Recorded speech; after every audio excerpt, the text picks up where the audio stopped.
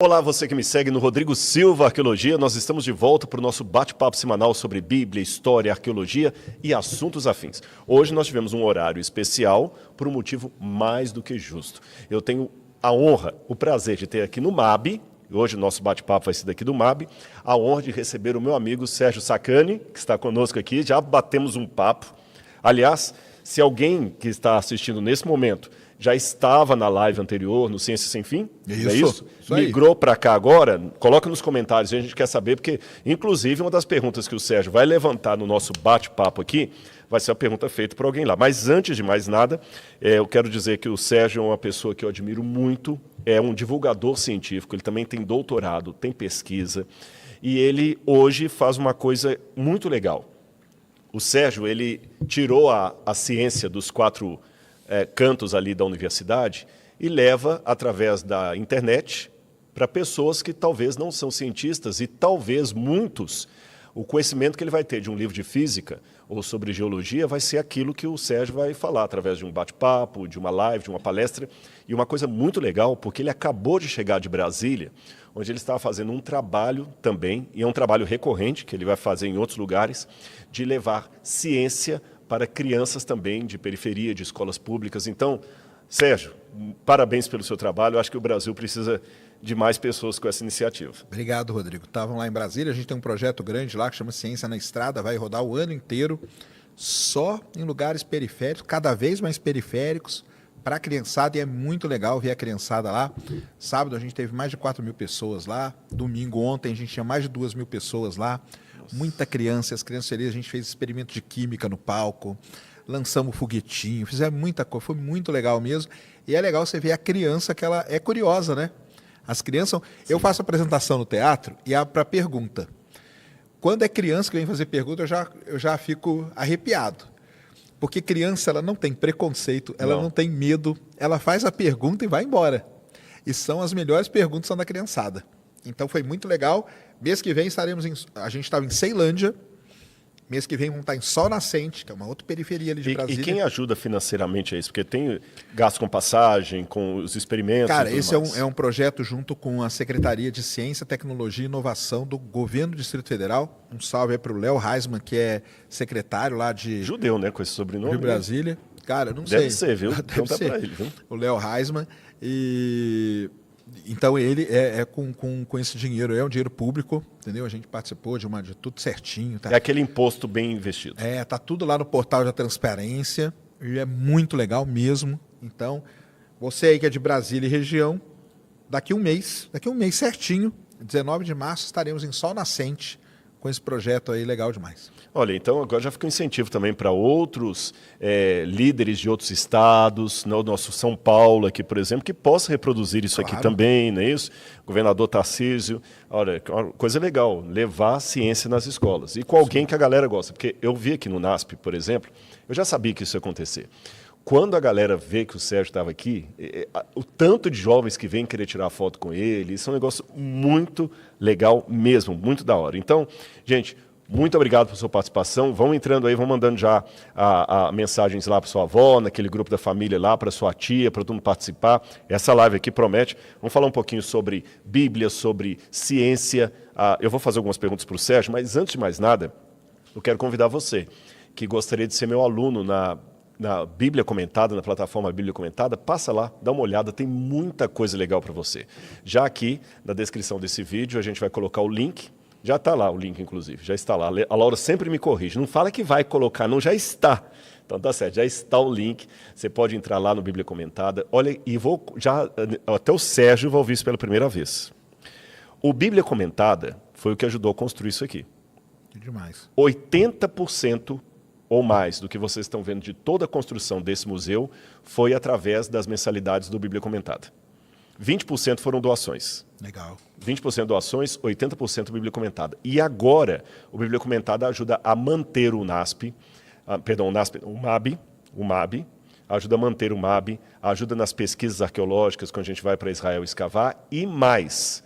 Agora nós também estamos investindo em bolsas de estudo. Já temos a primeira aluna de faculdade que passou no vestibular e nós vamos pagar a faculdade dela. Que legal. Parabéns. E quando eu falo nós, você que é do Bíblia Comentada, porque a gente vai tirar uma parte. E se os recursos continuarem vindo, a gente vai passar de uma aluna para 2, para 3, para 4, daqui a pouquinho vamos ter vários alunos. Então, você estudando a Bíblia comigo, você aprende sobre a palavra de Deus, ajuda a manter o MAB e ajuda também a formar profissionais para o futuro. Tá bom? Então, fique ligadinho aí.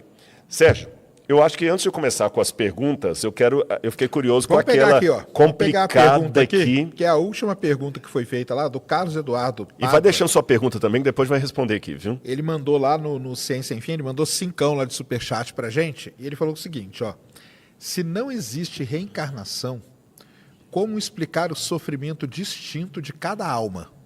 Aí explica primeiro como que é essa sua visão de alma, né? Tá, porque exatamente. O que é alma, né? É. Eu acho que antes de explicar a minha visão de alma, eu acho que seria interessante até explicar a visão da reencarnação. Da reencarnação. Porque pode ser que uma galera que está assistindo a gente também nunca ouviu falar, claro. Né? Há vários grupos antigos que já falavam de reencarnação. Ou melhor, os mais antigos egípcios, Pitágoras era um que acreditavam na transmigração de almas, que é diferente, né? de reencarnação. A reencarnação acredita que a pessoa morre e ela reencarna numa outra pessoa. A transmigração de almas acredita não, que apenas a alma pode sair de um corpo e entrar no outro corpo. Tá certo? Ela sai daqui e ela vai para um outro corpo. Isso que você tinha mais no Egito e também ali com Pitágoras, a escola pitagórica, etc.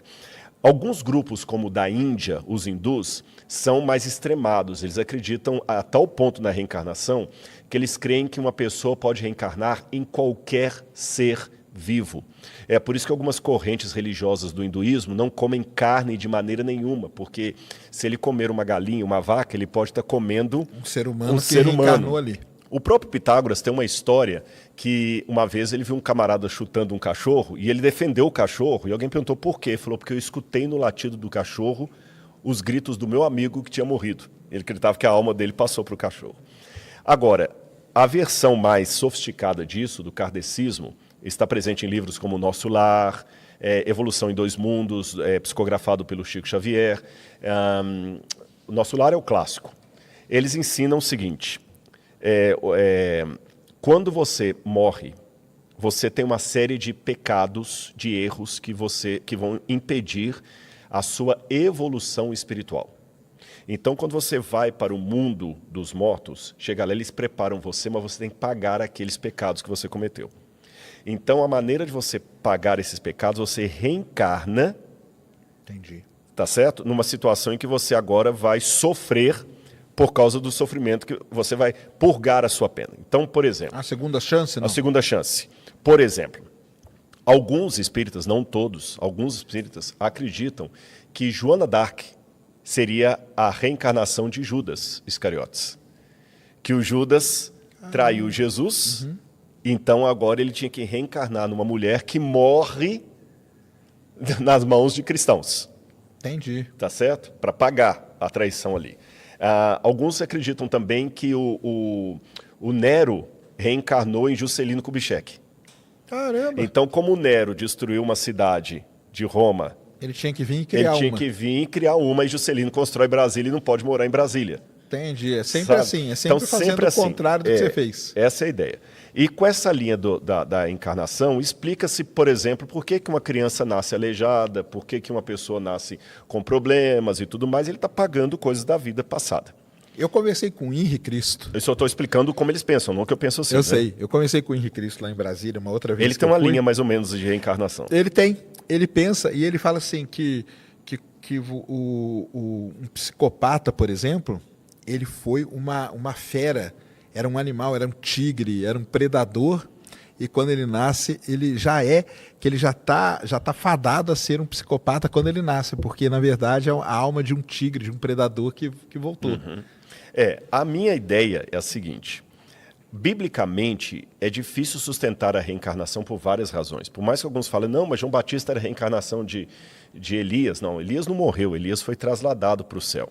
A Bíblia até proíbe a consulta aos mortos. Então, até a atividade mediúnica, eu estou falando com muito respeito aos espíritas que estão nos assistindo, eu só estou mostrando a minha resposta. Sim, claro. A atividade mediúnica de você receber de um morto uma mensagem para passar para alguém, é expressamente proibida na Bíblia Sagrada. Por isso que as religiões cristãs, de uma maneira geral, não aceitam isso, nem a católica, nem a protestante. E o espiritismo, na verdade, é um hibridismo entre a religião cristã e outras religiões. Por exemplo, as religiões de matriz africana, muitos nem falam, eu não sou cristão, eu sou do candomblé. Ainda que haja uma miscigenação ali religiosa, né, uma confluência religiosa, mas elas não são de matriz puramente cristã. A Bíblia proíbe a consulta aos mortos, proíbe os feiticeiros, os médiuns. Deus sempre condenou os médiuns na Bíblia. Moisés proibiu os médiuns no meio de Israel, proibia a consulta aos mortos. A visão bíblica de salvação não é algo que eu possa fazer para pagar uma culpa passada.